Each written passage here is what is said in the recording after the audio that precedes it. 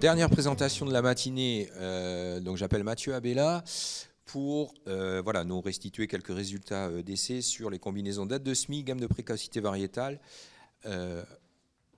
en lien avec le soja dérobé.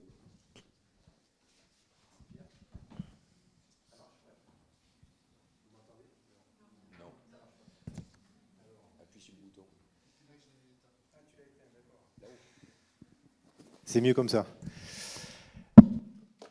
Donc, une dernière intervention avant la pause méridienne, bien méritée. Donc, on a peu de temps pour aborder en effet les fondamentaux techniques pour cultiver tournesol et soja en dérobé. Donc, ça va m'obliger à aller assez vite. Vous verrez, j'ai prévu des diapositives assez chargées. Comme ça, vous aurez, suite à cette journée, et vous pourrez reprendre à tête reposée tous ces éléments. Donc je vais intervenir en deux temps. Tout d'abord, je vais balayer à proprement parler ces fondamentaux. Alors je vais aller assez vite parce que nos échanges de cette matinée, plus les présentations précédentes, ont déjà abordé pas mal de points. Hein. Donc pour éviter d'être trop redondant, je vais passer assez vite sur cette partie. Et puis dans un deuxième temps, je vais vous faire un retour là, sur des travaux récents qui ont été réalisés par Terrinovia sur la précocité variétale, qui est un critère prépondérant hein, de réussite de ces cultures en dérobé. Et la plupart de ces travaux ont été réalisés dans le cadre du projet 3C2A.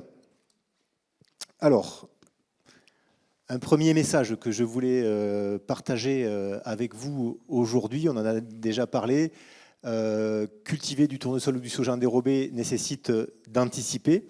Donc on l'a dit hein, tout à l'heure, oui, il faut être opportuniste, réactif pour capter les meilleures conditions de production possibles. Mais je pense aussi que l'improvisation totale est à déconseiller parce que on va le voir à travers ces trois points. Bon, déjà, il y a une question de territoire. Bon, je le précise, même si nous sommes sur un projet porté par les chambres d'Aquitaine et d'Occitanie, mais cette pratique nécessite d'être plutôt dans le sud de la France, parce que ces cultures, elles ont besoin d'un certain nombre de degrés jour pour accomplir leur cycle. 1500, 1600 degrés jour hein, en fonction des variétés. Et donc forcément, il faut qu'elles puissent trouver ces degrés jour. Ensuite, le système de culture dans lequel on insère une culture dérobée doit être adapté à minima. Donc les précédents, notamment les plus adaptés, donc ceux qui permettent une récolte précoce, ceux aussi qui laissent peu de résidus au sol, ces précédents sont peu fréquents. Donc bien sûr, on pense au poids en premier lieu. À l'orge, bon, c'est plutôt pour la précocité de la récolte, moins pour les résidus. Le colza semence, ça a été évoqué plusieurs fois. Il y a eu plusieurs agriculteurs hein, qui ont été suivis avec du colza semence en culture précédente au dérobé. L'ail, plus lié à notre territoire. Mais voilà, il faut se dire que ces cultures, elles sont peu fréquentes et que les opportunités hein, de faire du dérobé sont pas forcément très nombreuses. Attention aux rotations aussi avec retour fréquent du tournesol. Quand on fait du tournesol en dérobé, ça reste du tournesol. On sait hein, que c'est une culture qui, quand elle revient souvent dans l'assolement, peut présenter des problématiques au niveau de certaines maladies. Se dire aussi qu'on va occuper le sol pendant l'été.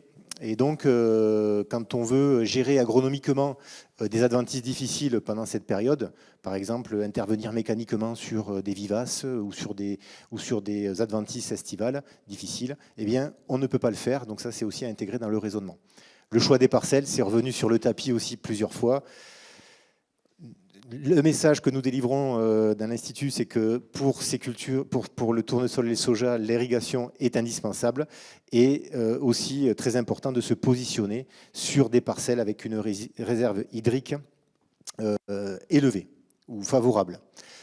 Alors voilà, je vous parlais de mes diapos forcément chargés pour donc ce deuxième message que je voulais, cette deuxième idée que je voulais partager avec vous ce matin, qui est le fait que pour obtenir des résultats favorables, hein, une rentabilité économique favorable, eh bien, il y a cette nécessité de mettre en œuvre un itinéraire technique suffisamment rigoureux Donc on va détailler un petit peu cet itinéraire technique en commençant par l'implantation et le semis. Là aussi on en a parlé, hein, donc je vais aller assez vite. Il faut penser à la gestion des pailles avec l'idée de bien broyer, de bien éparpiller les pailles.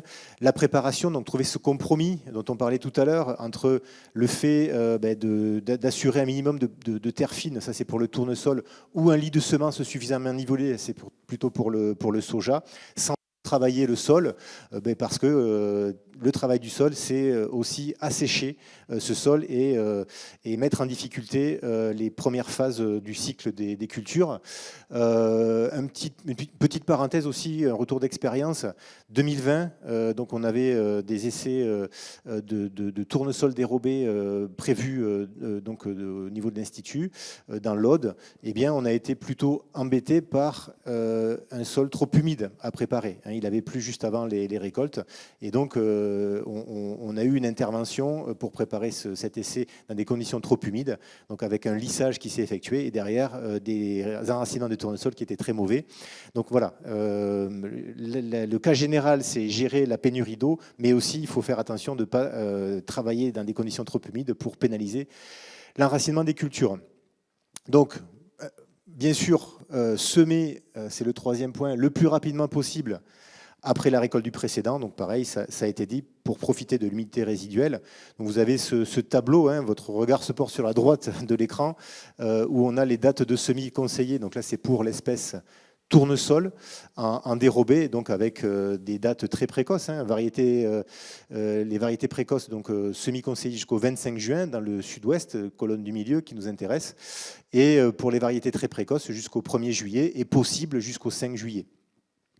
Et donc adapter les densités de semis, on en a déjà parlé aussi. Le désherbage, voilà, on l'a évoqué, on doit raisonner le désherbage en fonction du précédent. Généralement, l'ennemi principal en dérobé, ce sont les repousses, voilà, si le micro veut bien marcher, tout simplement. Donc, avec souvent, quand on a un précédent orge, un désherbage incontournable. Vous voyez la photo qui a été prise sur un de nos essais. On comprend bien que la concurrence sur l'eau, notamment, là, va être tout à fait réelle. Les précédents poids peuvent se gérer plus de façon plus mécanique, avec un binage qui souvent est suffisant pour maîtriser justement cette repousse. Ça fonctionne à un mode alternatif. C'est peut-être le signe que le repas approche. Oui, avec le binage possible, je l'ai évoqué tout à l'heure, donc je ne vais pas y revenir. Le pilotage à vue possible sur soja. Voilà, un petit point d'attention, bien sûr, sur les conditions d'application. Nous sommes en été et nous appliquons des désherbants. Et donc, voilà, les conditions opportunes pour une meilleure efficacité ne sont pas toujours évidentes, même pas souvent évidentes à rencontrer. On continue à balayer un petit peu ces itinéraires techniques des dérobés. Donc la fertilisation, pareil, à gérer au cas par cas. Bon, il est bon de rappeler parfois certaines évidences, mais qu'on ne met pas d'azote sur le soja. Par contre, dans notre système, si on s'élève un petit peu et qu'on a ces raisonnements système, eh bien on a une culture intermédiaire là, qui va nous fournir un petit peu d'azote pour la culture suivante. Voilà, je referme la parenthèse.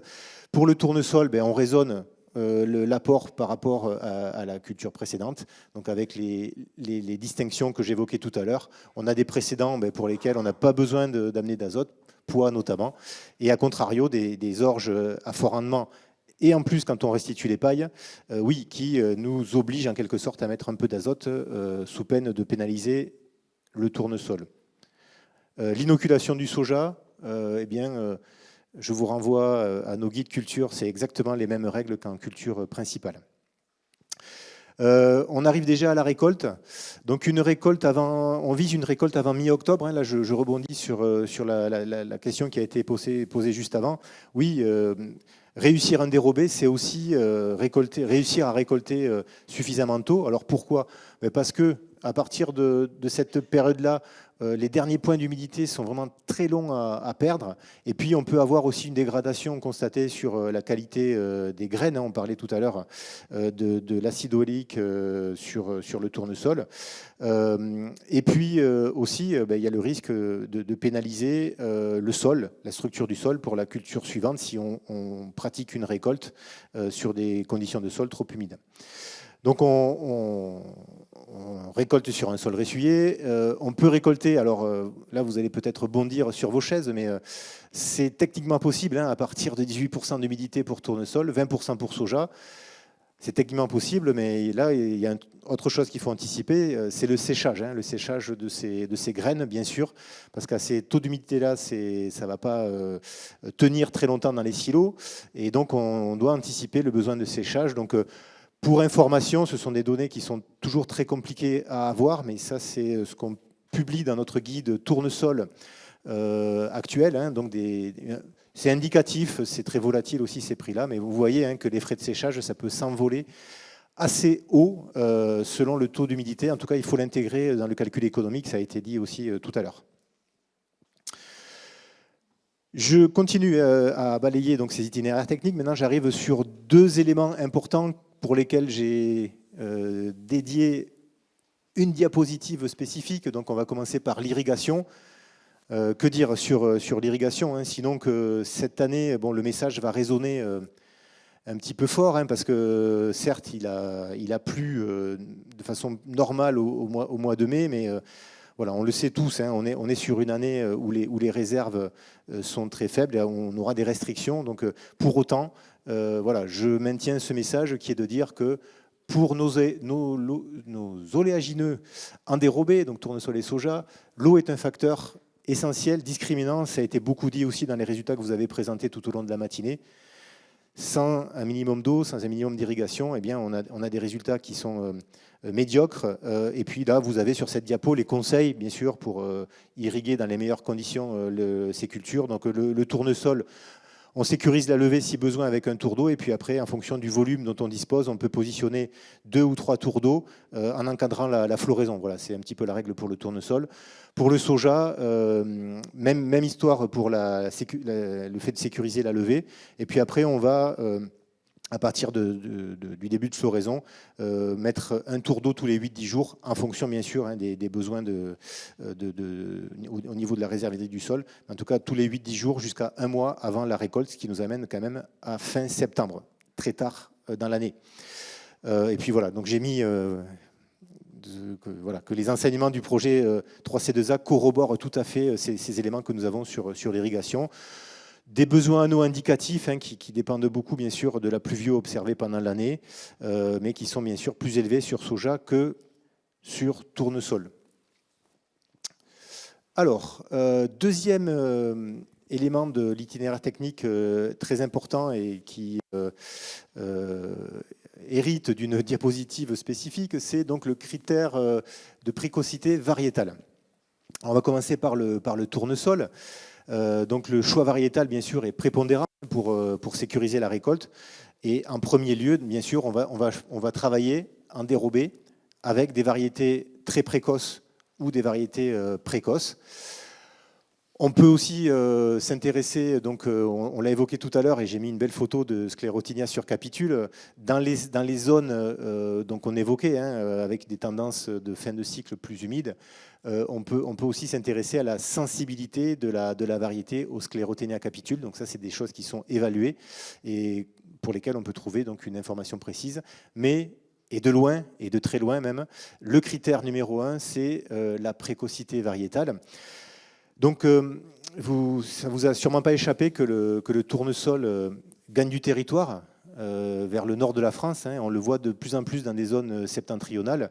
Et donc, cette évolution fait qu'on a sur le marché l'arrivée de variétés très précoces. Et donc, bien sûr, ces variétés très précoces, nous les évaluons au sein de l'Institut dans des conditions normales de culture. Et donc, on a aussi été opportuniste pour le coup, puisqu'on les a aussi évaluées dans des conditions de dérobé, mais de vrai dérobé, c'est-à-dire positionné après une culture d'orge en particulier.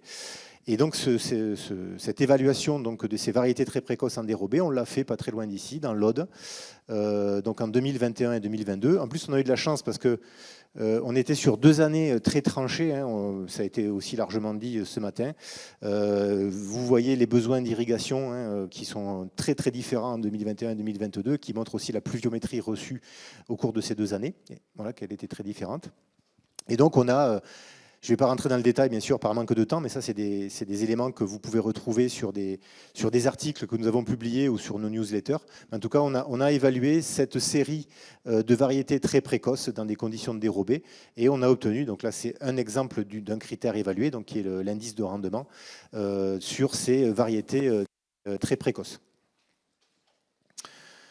Je passe au soja. Je vais prendre un peu plus de temps, hein, puisque là, c'est vraiment le cœur des travaux que nous avons accomplis dans le cadre du projet 3C2A. Donc en soja, c'est le même topo, même topo qu'en tournesol. Le choix la précocité variétale, c'est un critère vraiment très important. Donc pour le soja, on peut aussi s'intéresser à la hauteur de la première gousse, hein, on l'a dit tout à l'heure. Mais vraiment, la précocité, c'est le premier critère de choix.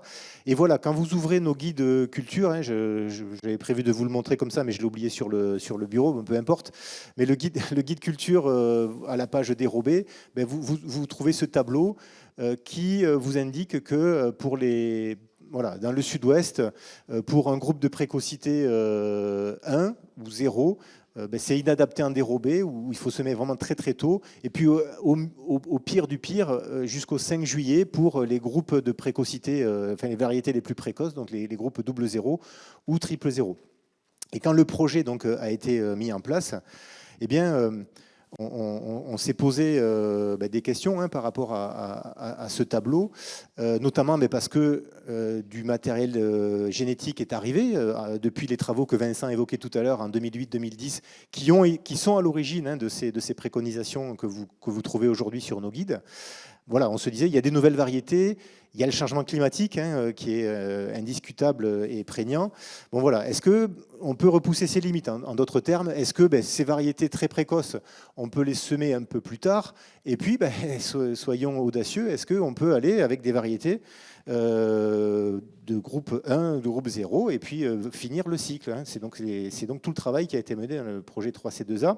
Donc à travers les 2 essais, pareil, qui ont été largement évoqués ce matin. Donc 2 essais menés dans le sud-ouest, évidemment, sur nos stations d'Ancrambad, donc à Montesquieu-Lauragais, et sur notre station d'Agen, et l'essai a été délocalisé à côté de Pau. Donc on a testé plusieurs dates de semis. Une première date de semis le plus tôt possible après la récolte du précédent, et puis une deuxième date 7 jours après, la première, et une troisième date 7 jours encore après, donc ça fait 14 jours quand même après la récolte du précédent. Donc on a testé plusieurs groupes de précocité, donc vous avez tous les groupes qui sont représentés par des variétés, parce que bon, forcément, quand on multiplie les modalités, voilà, ça fait des essais après très très importants. Donc on a été obligé de sélectionner quelques variétés pour représenter un groupe de précocité. Et puis ça vous donne les modalités que vous avez ici, donc les variétés qui ont été testées sur 2 dates. Donc pour les variétés des groupes 1 et 0, c'est sur les 2 premières dates, et pour les variétés plus précoces, c'est sur les 2 dernières dates. Voilà, donc quelques résultats. Alors voilà, il va y avoir beaucoup de chiffres, beaucoup de graphiques, mais là c'est pareil, hein, ça n'a pas encore été fait, mais des articles seront publiés prochainement autour de ces essais. Alors voilà, on va prendre quelques résultats principaux qui sont issus de la synthèse des 3 années. Donc on va se concentrer sur la gauche du graphique, donc on va commencer par des choses très très génériques. On s'est intéressé à la comparaison entre les 2 sites. Bon, pour confirmer que oui, c'est plus facile. Castétis, c'est Pau, et Ancrambad, donc c'est le Lauragais, Montesquieu-Lauragais, pour constater que oui, on a des meilleurs rendements dans le Béarn. Voilà, j'enfonce une porte ouverte, mais bon, il fallait le dire. Et bon, quel que soit le groupe de précocité, vous voyez, c'est significativement différent, statistiquement différent. Donc on a des rendements qui sont différents. Pour le comprendre, voilà, vous prenez les données météo sur les 3 années d'essai. En haut, vous avez un graphique tout simplement, c'est la somme des précipitations entre pot et encrambade.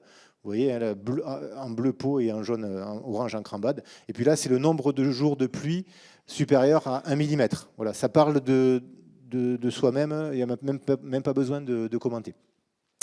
Ensuite, autre résultat qu'on a obtenu, alors, toutes les modalités ont été récoltées. Donc c'est un résultat. C'est un résultat parce qu'on pouvait se demander si notamment les groupes 1 ou 0 iraient au bout de leur cycle. Oui, ils sont allés au bout de leur cycle. Alors je mets un petit bémol, bien entendu, parce que tu l'as dit tout à l'heure, Manon, on est dans des conditions expérimentales, donc avec des parcelles qui sont bien choisies, où l'accès est plutôt facile, on va dire, avec moins de contraintes en tout cas que des parcelles agriculteurs. Voilà. Et on a pu faire toutes ces récoltes. Alors parfois dans des conditions difficiles, qui peut-être en grande parcelle n'auraient pas été réalisées. Voilà, donc je tenais quand même à le préciser. Et pour illustrer les difficultés qu'on peut avoir de récolte sur un mois d'octobre pluvieux, bon, c'est la station de Pau, c'est l'année 2020, donc l'année où on a eu le plus de difficultés parce que le mois d'octobre a été très pluvieux. Donc vous avez ici la date à laquelle on a observé la maturité pour la variété Obélix, qui est une variété triple zéro. Et donc, la date à laquelle, ici, la récolte 1, c'est la date à laquelle il a été possible d'aller la récolter. Parce qu'entre-temps, il a plu et on n'a pas pu rentrer dans la parcelle. Même chose pour la variété Mentor. Ici, la maturité a été observée autour du 24-25 octobre. Et on a pu la récolter à cause des pluies qui sont survenues que le 2 ou le 3 novembre. Et là, on est déjà sur des dates très, très, très tardives. Voilà, donc ça, c'est tout de même un résultat. On a pu récolter toutes les modalités. Et quand on a récolté, on a observé des humidités moyennes une humidité moyenne de 17%. Alors ça, c'est un chiffre qui englobe tous les essais. Autant vous dire qu'il y a une grande variabilité. Pour illustrer cette variabilité, sachez que sur l'ensemble des modalités, donc les 2 stations et toutes les modalités, il y a 20% des échantillons qui étaient à moins de 13,5 d'humidité. Donc quand on est à moins de 13,5, ça veut dire qu'on peut stocker et on n'a pas de problématique particulière de stockage, on peut stocker sur du long terme. Et à contrario, il y avait 30% des échantillons qui étaient à plus de 18%.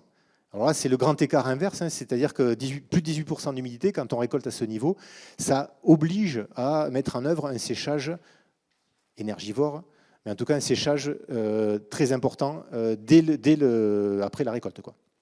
Voilà. Humidité moyenne 17%, bon, c'est pas catastrophique mais, pour du dérobé, mais avec ce gros écart type que j'évoquais. Alors une autre série de résultats, je me dépêche parce que je suis en train de dépasser. Donc quelque chose qui n'est pas très étonnant finalement, c'est ce gradient de résultats, de rendement par groupe de précocité. Hein. Les meilleurs rendements sont obtenus sur les variétés les plus tardives. Alors là, on est toutes dates de semis confondues. Hein. Et on a cette tendance-là qui a été observée chaque année. Hein. On retrouve ça chaque année, donc c'est indiscutable hein, et pas très surprenant.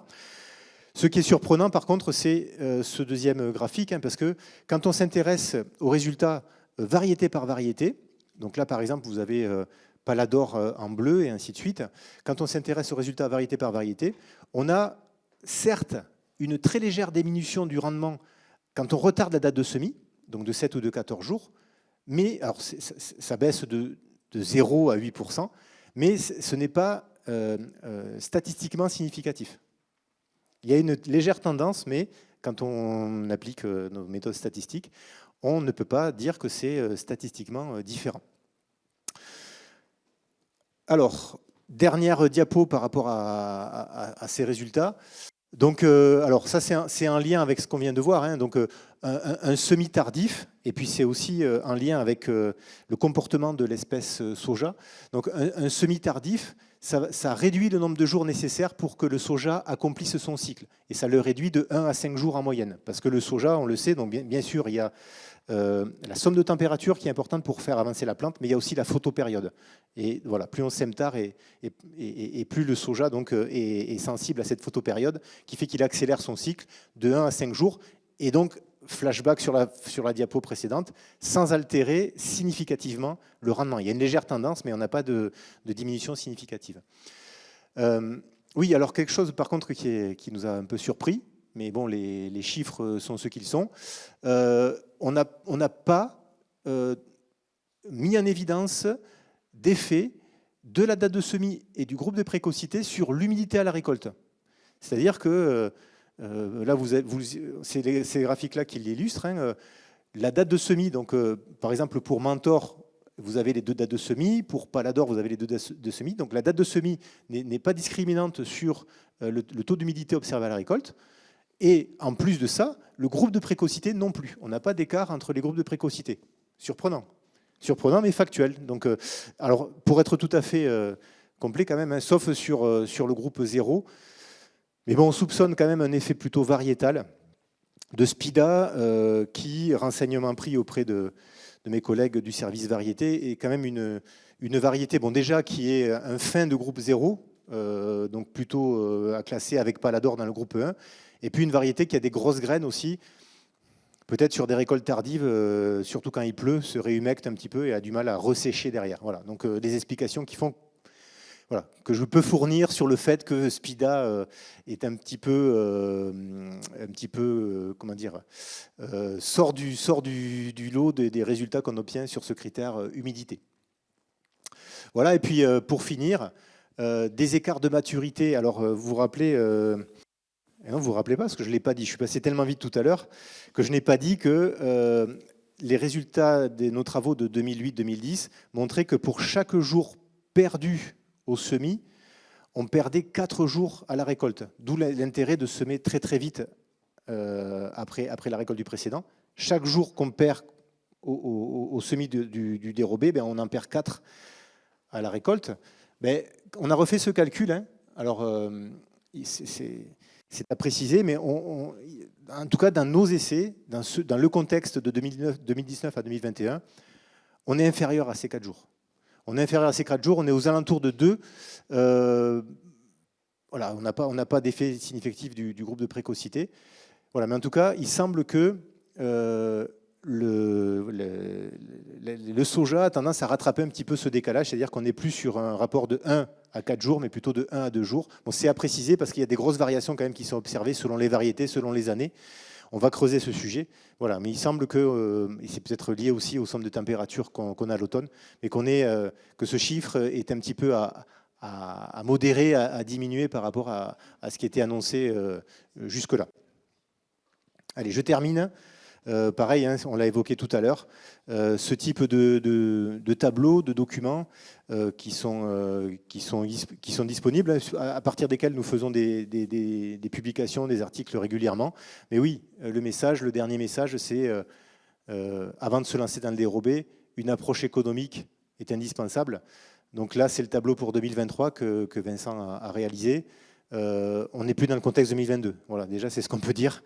Donc, c'est le fameux effet ciseau que voilà, tu nous décris, hein, avec d'un côté les cours des graines qui baissent, quoi, diminuent, et d'un autre côté, les charges qui restent à des niveaux très élevés, quoi. Donc, voilà. Il est important, en tout cas, de se projeter. Donc là, ces tableaux sont faits avec des itinéraires optimisé. Donc, bien sûr, on peut jouer sur certains curseurs, mais voilà, il est important de se dire, je fais du tournesol dérobé, voilà, en fonction du prix de vente, je peux espérer tel ou tel résultat économique derrière. C'était le mot de la fin. Merci.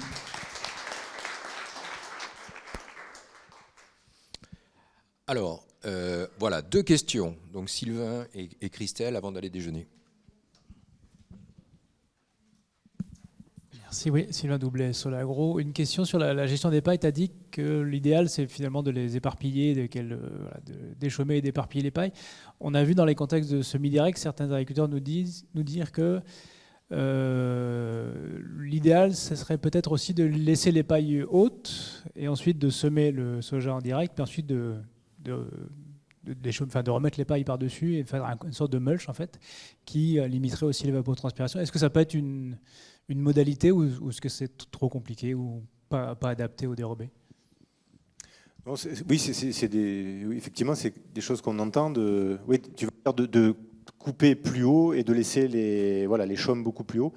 Alors, c'est des choses qu'on entend, oui, mais alors, ce que j'ai pu observer, j'ai pas pu observer beaucoup de situations, mais ce que j'ai pu lire, c'est qu'on a des choses contradictoires sur l'intérêt de cette pratique. Donc, je ne peux pas apporter de réponse très affirmative, très tranchée. D'un côté, oui, ça permet d'avoir moins de paille au sol. Et donc, oui, moins de paille pour gêner éventuellement la levée du soja que tu sèmes après en semi-direct derrière. Et d'un autre côté, ces pailles peuvent aussi faire un peu d'ombrage peut-être je sais pas, pour la levée. C'est ce que j'ai pu lire, mais rien de tranché sur cette question. À essayer en tout cas. Oui. Ouais, de toute façon, ça c'est le problème en semi-direct, qu'on peut haut ou bas la paille, c'est voilà, il faut aussi anticiper ces problèmes. Oui, question. Est-ce que vous avez noté une différence par rapport au taux de protéines? Je pense à ça par rapport au soja alimentaire, c'est-à-dire est-ce qu'on a vraiment un intérêt à semer du soja endérobé, par exemple, pour le produire en soja alimentaire, alors qu'il nous faut un minimum de 40 de protéines? Est-ce que le fait de semer plus tard, on perd en protéines, même en récoltant un peu plus tard ou pas? Je ne vais pas pouvoir vous répondre tout de suite. On a la donnée, c'est des choses qu'on a mesurées, effectivement. Oui, notamment sur les variétés qui sont utilisées pour ces débouchés en alimentation humaine. Ça nécessite... nous avons la donnée expérimentale, mais qui n'a pas été traitée pour l'heure. Mais je vais noter la question et voilà, je tâcherai d'apporter une réponse plus tard. Tout à fait. Bien. Alors, je vous propose qu'on en reste là pour la matinée.